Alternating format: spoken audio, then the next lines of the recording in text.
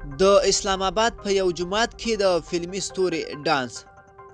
په اسلام آباد کې په یو جومات کې د سبا قمر او سعید بلال په نومونو د فلمي ستورو ډانس دینی مبلغین په غوسه کړي دي.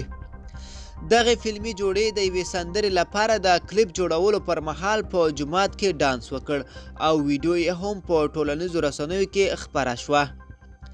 د دوی په دې کار په نوره اسلامي نړۍ کې کلک انتقادونه شوي، خو په پاکستان کې چې ځان ته اسلامي هیواد وایي زرګونه جوماتونه او مدرسې پکې فعاله دي، ټول چوپه خوله دي.